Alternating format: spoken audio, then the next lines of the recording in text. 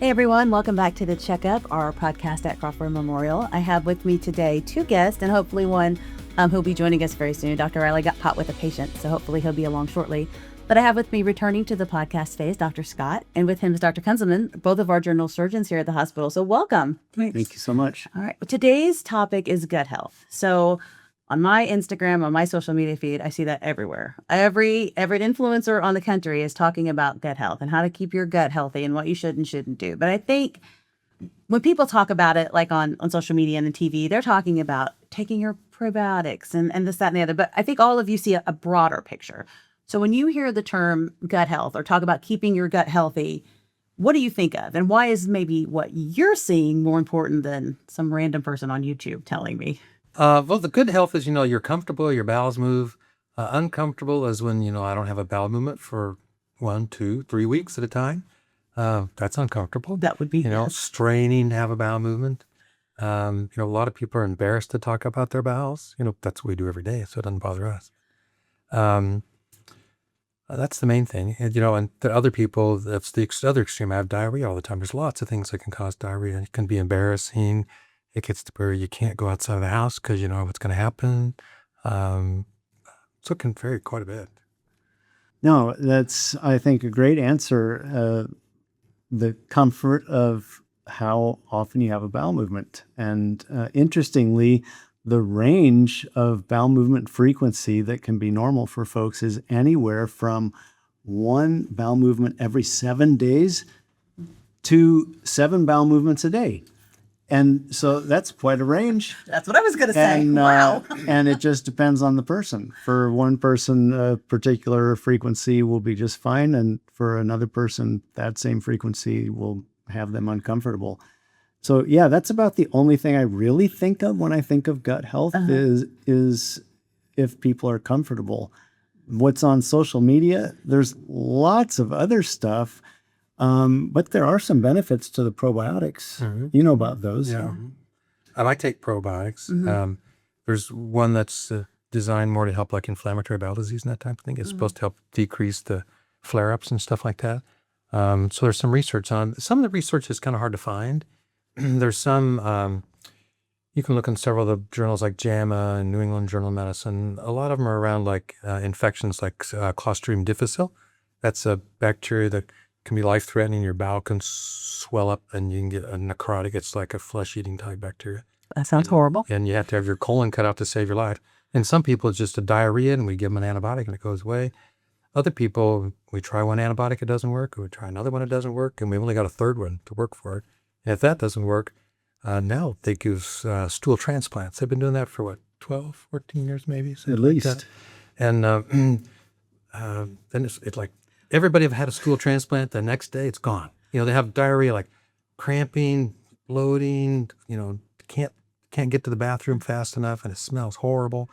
And then you get somebody's good stool, and it's got all kinds of good bacteria, and all of a sudden, it's like you got a beautiful garden growing. I mean, it works good. You've planted the right seeds in there to get it to work. But so then the stool transplant is exactly what it sounds like. Yeah, then. There's about 2 or 3 different ways of doing it. The classical one is somebody donates stool. They're checked just like, blood donor. You make sure you're healthy. And then they take your stool and they blend it up so it's in kind of a liquid form. And they do a colonoscopy. They go all around your colon to about where the appendix is. And they put in about half a liter of the stool in a liquid form. And then they slide the scope out. And the good bacteria helps put a coating on the wall of your colon to cut down injury and inflammation. But with the C. difficile colitis, where you got the diarrhea of the megacolon, there's this thick, slimy pus that's on the whole thing. So it may take a little while for that to go away, but most of them, they're amazed how quick it works. The other way is to swallow it. They have little capsules, and it's about $5,000, I think, that you swallow those, and then that releases the poop in your somewhere in your bowels. And then they also have where they take a tube and slide the tube down your nose, past your stomach, out into your small intestine, and just squirt in that way. I've never heard of anybody that had that done. Everybody I talked to about, I'm not doing that one. The capsule doesn't sound real appealing either. You're afraid you're going to burp like, poop. Yeah. But with the colonoscopy, it works pretty good. I just imagine you walk into her like, do I have a solution for you? You're going to take this little pill. Don't ask what's in it. Mm-hmm. And the interesting thing about it, like, I can't remember what year it was. I was up in Canada, kind of in a rural area, and they had a lady that had it. She was a skinny lady and she had bad C. diff. So they got a neighbor that was obese and had diabetes, but otherwise healthy, and donated her stool. And they gave it to that lady, and she became obese and she got diabetes. So then they started doing research, and they now know that there's bacteria that grow in your gut that some make you a skinny person, some make you an obese person, Really? some contribute to diabetes. They've also got some that make pain medicine. So it makes us think twice. We used to think that some people just have a high pain threshold, that maybe their bowel is making pain medicine. And then the other ones they found is, like depression. We think that the brain's off. They found there's some of the serotonin that's made in your body. There's more of it made in your gut than in your brain. So our Western way of thinking about our medicines and all that is not exactly right. There's bacteria plays an important role in our overall health, and it can affect a lot of different things. All right, so Dr. Riley was able to join us, so we're very lucky to have that you were able to make it over here with us. So we've just been talking about, lots of things, things that I didn't know about before, but kind of the gut health and all the different things that can go wrong with that. So we're talking about, things that people need to worry about. And I think we're talking about like stool transplants and those kinds of things. So I'm going to assume that's probably an extreme case. What are signs that maybe most people need to worry about when you're talking about gut health and keeping, this part of your body healthy? What are some signs that people need to worry about, and maybe some that people worry about a lot but don't really need to pay attention to? Well, I'll tell you one that people complain about a lot because it's very inconvenient in the modern world, but we're actually hardwired for it, and that is the gastrocolic reflex, which is after you eat, your colon is prompted by the stomach to have a bowel movement. And that's how it's supposed to work. But we don't like that in the modern world. And most of us find ways to suppress that. So I have a lot of people that come in and want to tell me about, every time I eat, sometimes before I even finish my meal, I have to go have a bowel movement. I say, congratulations. You have a very robust and intact gastrocolic reflex. No danger signs with that. Danger signs? Bleeding out your bottom. Or bowel movements that are as black as tar. And you would be surprised how many people will have bowel movements as black as tar for weeks, maybe off and on for months. Really? And they don't come to see us until they have lost over half their blood. So those are things that we wish would come in a little earlier to see us, as the bleeding, either red blood or black. And the black is usually coming from up high, like in the stomach, from an irritated stomach lining or a stomach ulcer. Is that something you see a lot? Is that pretty common? Yes, Is it really? surprisingly common. Yeah, there are a lot of things that can cause that. And Yeah. I have already learned so much in our conversation with surprise about, but what are some other things about gut health that you think would surprise most people? What's something that when you tell you, like you just said about the bowel movements right after lunch, what are some other things that people might be surprised to learn is totally normal or maybe totally abnormal? I think the one that I think is kind of interesting is, there's these, people online that'll be advertising a product or something to move your bowels, and they say, well, it's just like in the sewer pipe, there's this thick black lining that, is in there, and it's been in there for 20 years, and you got to get that cleaned up. I've never seen that. no, doesn't exist. And one of the companies, I forget the name of it, but they call it like activated water. And basically what it was is they take a gallon of water and they pour some hydrogen peroxide into it. And that hydrogen peroxide can make your stomach bleed. So then you get this black tarry stuff that's coming out, and people say, oh, wow, it's like, I finally got that out of there. I'm so like, well, you probably didn't have that in there until you drank that stuff, that type of thing. So, that's pretty slick marketing. Create a problem until you solved it all with just one little activated water. So all of that stuff you hear, like the colon cleanses and all of that stuff that you hear, that's totally, for the most part, unnecessary, for the most part, marketing. I think some people, if they're not moving their bowels, they feel uncomfortable, they want to do something like that. Like some of these people that only move like one, and this tends to be more women, that are, really keen on keeping their weight the same, and they just happen to drink a lot of Coke or Diet Pepper or Pepsi. They only move their bowels maybe once a month or a couple times in 3 weeks or something like that.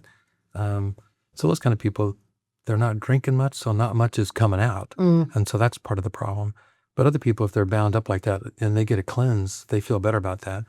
For a while, colonics, which is an enema, they put a tube up your bottom and they, pump some warm water in there or something else, and that stimulates a bowel movement. And some people feel really good after that. So they go back and do that again and again. That's maybe a little bit overkill. If you get enough fiber in your diet, the right mix of fruits and vegetables, usually that, just like Joe says, you get that gastrocolic reflex and you get up and move. And it's usually like within like 20 minutes or something like that. That was actually going to be my next question is, what do people need to be doing at home to keep a healthy gut? Fiber, water, it sounds like. What are some things that people need to do at home or could do at home? And you gotta give your parents credit, that stuff they were trying to teach you, when you were younger, they were right, Yeah. drinking plenty of fluid, eating your vegetables and your fruits and making sure you get good fiber. There's nothing wrong with taking a fiber supplement. One time it was Metamucil and that was it. But now if you go to the store, the rack of fiber supplements is huge, and some are powders and some are liquids and some are gummies and some are crackers, and oh my gosh, take your pick. Or even, using something like a capful of Miralax once a day can help keep your bowels moving very regularly. And, I don't know what regular is. You do.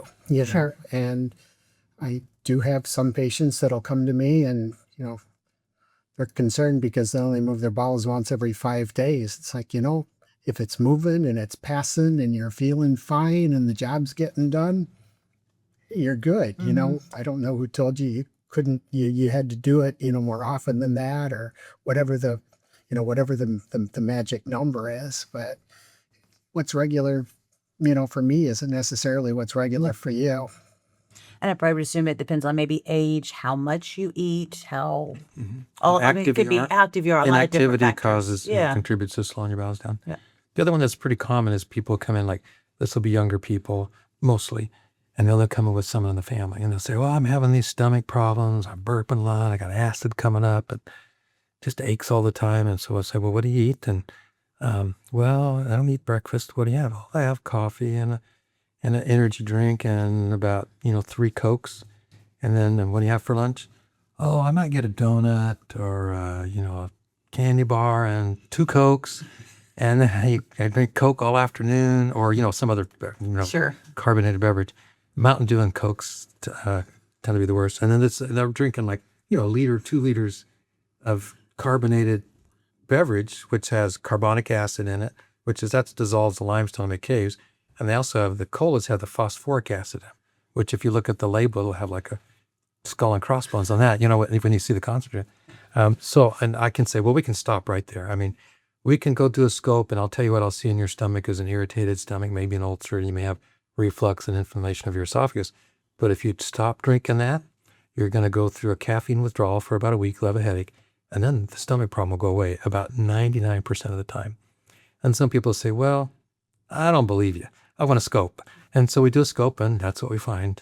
But once in a while, somebody will take me up and they say, I'll try that first. And then they come back and they're fixed. But most people, they're so hooked to it, they can't believe that I've been on it for years. It can be hurting me. Yeah. But after a while, it does. There's probably a lot of people don't want to give up their, energy drinks and Mountain Dew either. So that's just give you a feel.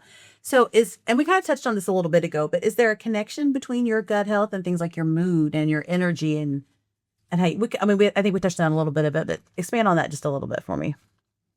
Don't really even know how to answer that, but there's no question. If your gut is healthy and moving like it's supposed to at all, it leads to you having a good day. If you are having gut issues to where when you go out to eat with the family or you go to the volleyball game or whatever it is, and the first thing you do when you walk in the door is look to where the bathrooms are, and you're thinking more about that than you are, what you're actually wanting to go and do.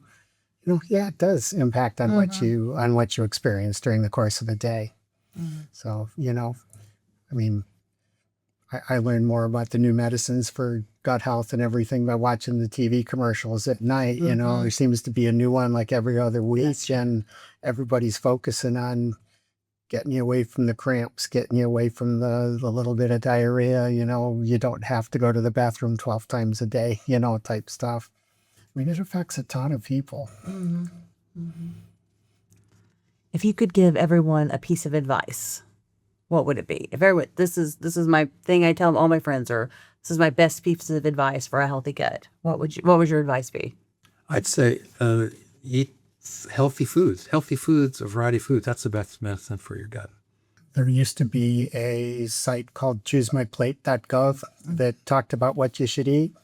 That's changed. It's now called realfood.gov. And if you really want to get some really good advice about what that food pyramid looks like these days, and you know how many of these and how much of those you should eat, I mean, it's there. It's real easy and super easy to understand and really easy to follow.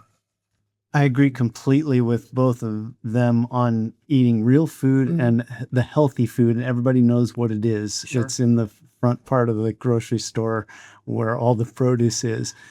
But I also agree with what Dr. Riley said a little earlier, that it probably wouldn't hurt people to be taking a fiber supplement every day. And the old standby, the one that has the most written about it, is what he mentioned earlier, Metamucil. It's the powder that you mix in with water and it turns it orange. Yep. And you drink it down. And if you look at all the things that have been written about it, it will decrease the risk of almost everything you can think of that can go wrong with the colon, rectum, and anus, except for a couple things. It won't decrease those. And if you already have the problem, it will increase the likelihood that you'll resolve it. Wow. So Kind of a miracle it supplement. It really, in the modern world, even when we try to eat healthy, we're still probably not getting as much fiber as our guts were designed to have moving through. How much fiber should you get a day? Like, what should I be shooting for? Well, the average person I talk to, they're only getting maybe 9 or 11 if I ask them what they're eating. Grams. Grams, yeah, 9 to 11 grams a day. And for like hemorrhoids and preventing diverticulosis and diseases, stuff like that, it's like 25, 30 grams. Now, if you go to some other countries White for change. where they don't have the diverticulosis that we have, and you know some of those other problems, they're getting 40 to 60 grams of fiber a day, which is a whole lot different That's than most Americans. Yeah. That's a lot of fiber. 40 to 60 grams, right. So let's shift gears just a little bit and talk a little bit about, continue with the gut, but talk a little bit about colon cancer, because I know that's something that we talk a lot about at the hospital and marketing and that sort of thing. So how common is colon cancer? Do you see it a lot? Is it something people? When I first came to town, we diagnosed about colon cancer a month. Since then, well, there's 3 of us, so I'm not intimately involved in that piece. But it seems like it's gone down. What do you guys think? Well, the national statistic, lifetime risk for any person, it's 4%. So 1 in 25. And if you look at the list of cancers nationally, it's in the top several. So it's one of the most common cancers. And most people know somebody who's had it. That's true. It varies from state to state across the country. But it's the number 1 killer of people under 50 as far as cancers. And that's changed over the time. You know, since we started doing colonoscopies, they see it kind of come down. And that's the goal of the colonoscopy, is to find the polyps. They found there's these polyps called adenomatous polyps. They're precancers. They found that if we take those out, we decrease the risk of you dying about 50 to 60% out about 10 to 15 years. It takes about 10 years for a polyp to develop and turn into a cancer, and about 5 years to get you. So that's made a big difference in that. Yeah. Particularly in some families. There's some families, and we've got 2 families in our area that have a disease where they get lots of polyps. I mean, like thousands of polyps by the time you're 18 or 21. And those, they have their colons taken out to prevent it. Wow. And then, you know, everybody in the family gets their genes checked. And now they can do genes and check it and see if you're in those families, and you can start getting screened. And if you've got a lot, then, you know, you can take it out early before you get the cancer that spreads, something like that. So I think I know colonoscopy is the best way to do a check and to prevention for colon cancer. I also think it's probably a victim of the worst marketing ever. Nobody wants to get a colonoscopy. So what are some of the biggest misconceptions that you've heard? I mean, most people know what it is, but tell me why it's really not as bad as everybody thinks it is. Well, number one, in America, you're asleep for it. In Europe, they're awake for it. The government won't pay for them to get, from what I've heard, last time I went to a big meeting, they said that the government doesn't pay to sedate people, so they do it awake. So you're comfortable. Just about everybody's comfortable. Yeah, I was asleep. I didn't remember anything. Well, I'd like to, make a good push that, keep a good active relationship with your primary caregiver, because as we all get older, there are new check boxes that show up for them of things that we need to screen, whether it's breast or prostate. When you hit 45 years old, the colon cancer screen, it doesn't say colonoscopy, it says colon cancer screening. That means you have a discussion with your primary caregiver about what's right for you. And there are options depending on what your risk is, whether it's a Cologuard test or whether it's a colonoscopy. There are some other options that are out there that, don't seem to be doing quite so good, at least not yet. But if you look, about the time COVID hit is when the cancer societies dropped that from what was it? What did they do? Go 50, from 50 to 45. It was not a good timing for them to do that. But by doing those scopes earlier, we are picking up polyps earlier. And when you take a look, nationwide, worldwide, people are getting cured more. And that's because we're catching them before they become a problem. And I don't know about you guys, but it makes me feel really good, when I go in there and I get a polyp out. And it was one of those ones that it was well on its way, when you get it out before it becomes an invasive problem. That's a good day. Those are the things that keep me waking up in the morning and coming to work saying, I'm going to do some good today. The one that we feel sad on, though, is the person that comes in and says, well, I'm bleeding from my bottom, it's hemorrhoids. Well, has anybody looked at your hemorrhoids? No, I know it's hemorrhoids. It's been there for a long time. But then they come in because the bleeding doesn't stop, or now I'm having a hard time moving my bowels. The hole's gotten tight. It was rectal cancer. Oh, no. And by then it's usually spread, and it can be a horrible way to die. So if we can prevent that, that's the big goal. That's the goal. That's the big goal for that. So let's talk about some of those other tests, like Cologuard tests. Love them, hate them. Do you wish people wouldn't use them? If they're afraid to get a colonoscopy, get a Cologuard. Yeah. It can find cancer really early. It doesn't hurt. You're just pooping in a jar. It's kind of fun, actually. They give you a thing to put in your toilet. You sit this thing in there and you poop into it, and it's got a little swab. You swab that and put it in a test tube, and then you take you have to put a preservative on the stool in there, and it says don't drink it, on the bottle. So, and then you put the lid on and you mail it back. You don't have to touch your stool. You don't have to drink a whole bunch of stuff and have diarrhea, all night long. It will miss some of the polyps because the polyps won't. It's looking for blood you can't see with the naked eye, and it's looking for the bad DNA, like with the cancer. So it'll miss some polyps, but it's every 3 years. If a colonoscopy is normal, it's once every 10. But if you need some kind of screening, if you're not getting it, do what works for you. You know what I mean? Yep. It's like, you should take your car in to get the oil changed and the spark plugs checked and, all that kind of mechanic stuff. Your body's the same way. There's, things we can find early, like blood pressure is, a silent killer. You have strokes and heart attacks, your bowels are moving. They must be okay. Well, there could be a cancer, that type of thing. The statistics that I've seen on risk reduction for colorectal cancer that I quote to patients are that doing colonoscopy at the recommended ages and intervals decreases your risk by 75%, which is huge. It means that colon cancer is one of the most preventable cancers. If you choose the Cologuard track, and by the way, you choose one or the other, you don't do both. If you choose the Cologuard track and you do it as recommended, like Dr. Scott said, every 3 years, it reduces your risk by 65%. That's comparable to 75%. Colonoscopy is slightly better at 75% reduction, but Cologuard is reasonable. And so it is one of the approved methods for colorectal cancer screening. So like Dr. Scott said, and Dr. Riley, do something. Now, what about the newest thing on the market? These blood tests. I think it's like Shield is the brand name or something like that. I've seen some ads about that lately. Is that That too one, good to be true? that reduces your risk by about 35%. So not nearly as good as colonoscopy and Cologuard.